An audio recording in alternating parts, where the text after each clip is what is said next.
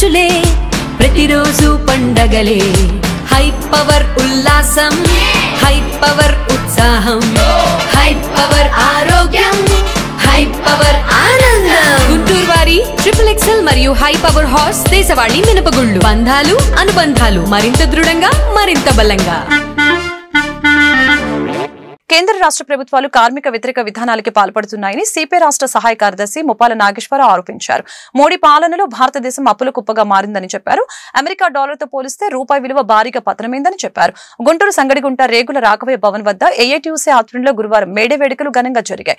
ఈ సందర్భంగా ముప్పాల నాగేశ్వరరావు ఏఐటీయూసీ జెండాను ఆవిష్కరించారు.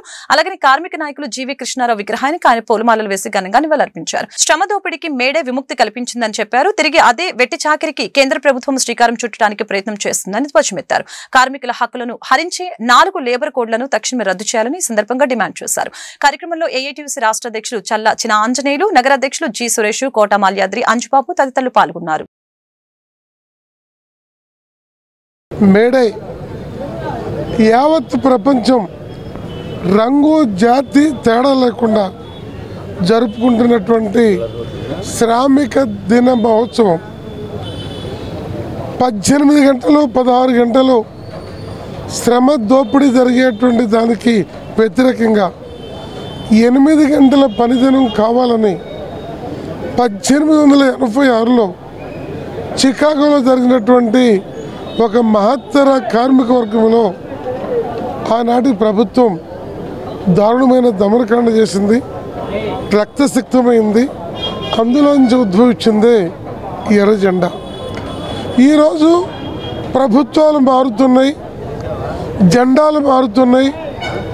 కేంద్రంలో కార్మికుల కోసము రైతుల కోసము మేమున్నామని చెప్పేటువంటి నరేంద్ర మోడీ పాలన 11వ సంవత్సరం నిండుతూ ఉంది.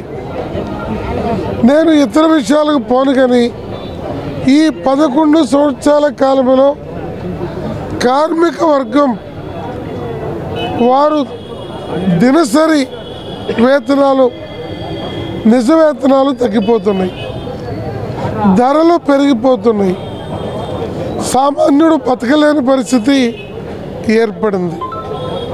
మరోవైపున కోటీశ్వరులు లక్షల కోట్లకు ఎగబాకుతూ ఉన్నారు. దేశ ఆర్థిక సంపద బాగా పెరిగిందని మోడీ చెప్తున్నాడు.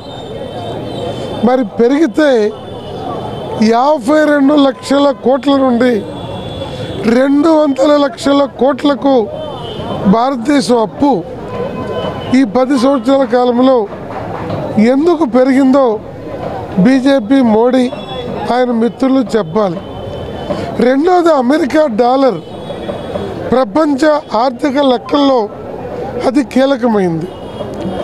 మోడీ అధికారంలోకి రాకముందు ఒక డాలర్కి 65-66 రూపాయలు ఉంది. ఇవాళ మోడీ అధికారంలోకి వచ్చిన ఈ 10 సంవత్సరాల కాలంలో ఒక డాలర్కి 86 రూపాయలకి రూపాయి విలువ పడిపోయింది. ఈ రెండు మోడీ పరిపాలన ప్రజాహితం కాదని, కార్మికుల పక్షం కాదని, రైతుల పక్షం కాదని, శ్రామికుల పక్షం కాదని